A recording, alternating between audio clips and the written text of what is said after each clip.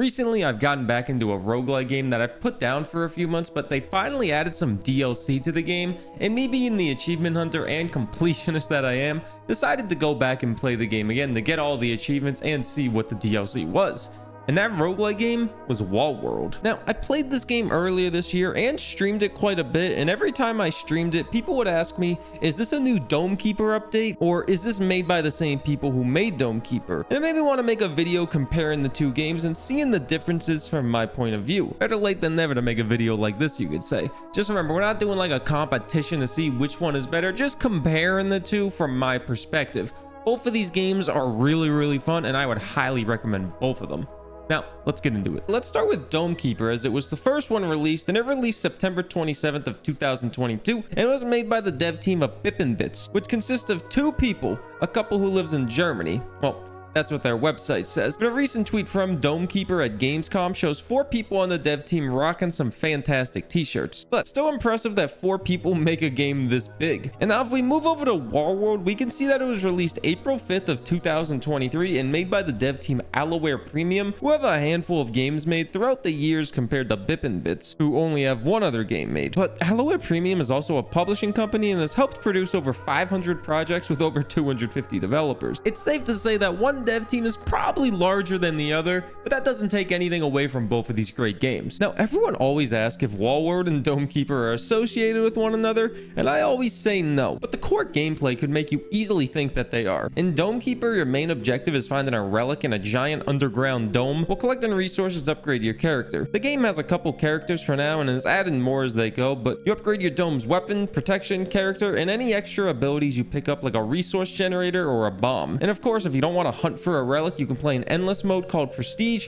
where your entire goal is sending resources back home to your planet. And in both of these modes, you fight hordes of enemies after X amount of time. Now, if we look at Wallworld, the objective and core gameplay is very similar, but still more linear, as it's more of a story. Initially, you want to collect 5 core pieces to defeat a giant Leviathan monster, and while looking for them, you dig through multiple mines, finding abilities, weapons, and tons of resources to upgrade everything. And like Dome Keeper, you have waves of enemies to fight after a certain amount of time. Wallworld has more resources, upgrades, and abilities to find compared to Dome Keeper's 3 resources, but the core gameplay is very similar. Overall, I enjoy both of these games and can't really pick a favorite in terms of core gameplay, as they're both very similar, but still a lot of fun. But next, let's talk about the different amount of variety that both games offer inside of a run. If we look at Dome Keeper, you get to choose between 2 characters, both with different abilities, 2 different weapons on your dome with sword and laser, both having a different upgrade system, and then 3 different gadgets to choose from with orchard, shield, and repellent. All of these have different upgrades as well, and they're more so the defense for your run. Now, inside of a run, you find an artifact on every floor, which you can tell by the background color, and that artifact will be an ability that helps you on its own, and it has its own upgrades as well. My personal favorites the last time I played was the resource lift and the teleporter, as it made resource management a lot easier for me. The variety Dome Keeper offers as a whole helps keep runs feeling fresh for a longer time compared to Wallworld, in my opinion. If we look back over at Wallworld, it doesn't have different characters, but does have a lot of weapons and abilities you can get. Granted, you get so many abilities and weapons that you don't end up using them all that much, and I personally found my favorite abilities and weapons early on and more so stuck with them. Dome Keeper, you only get so many options with your relics and artifacts that sometimes you just need to accept one you might not really use as much and try to adapt it to your run. One thing that Dome Keeper doesn't have that Wallworld does quite well is meta progression.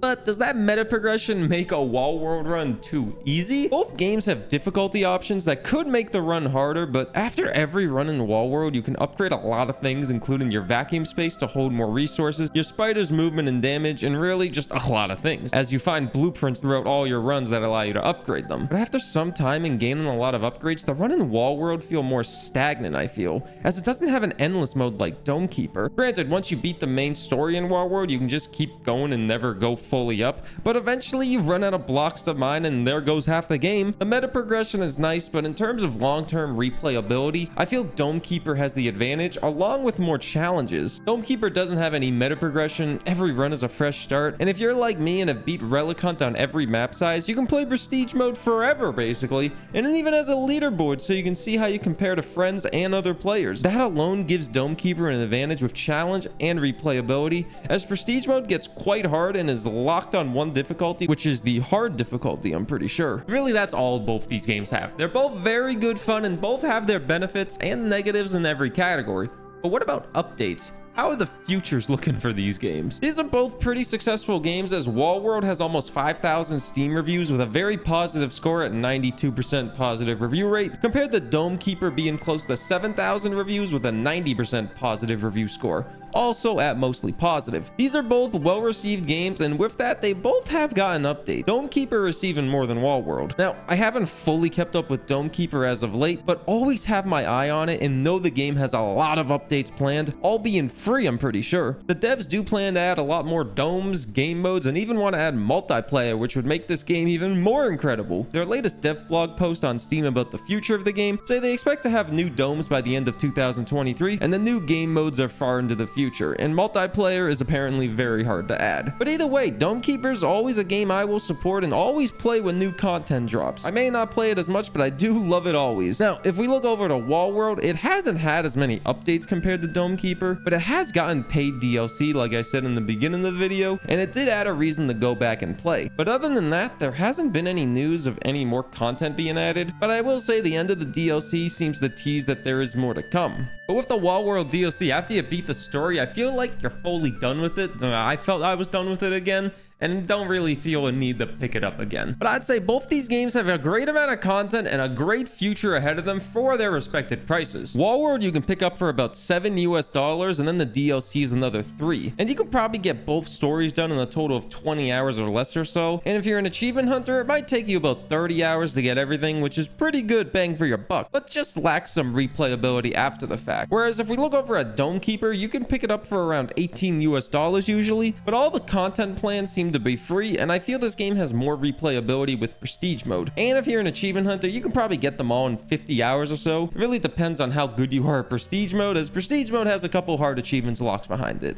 Both these games are fantastic, and I would highly recommend picking both of them up. But if you had to pick one of them up, I personally would choose Dome Keeper. I've played Dome Keeper for over 60 hours and have good intentions on playing again, compared to Wallworld, where I've played for over 30 hours and will play again, but probably only if it's DLC. But if you've never played either of these, I highly suggest trying them out, as they're some of the best cozy roguelike games I've ever played. That's all really, just wanted to do a quick fun video comparing these two incredible games. Thanks for watching, an extra special shout out to the people that support me on Patreon still.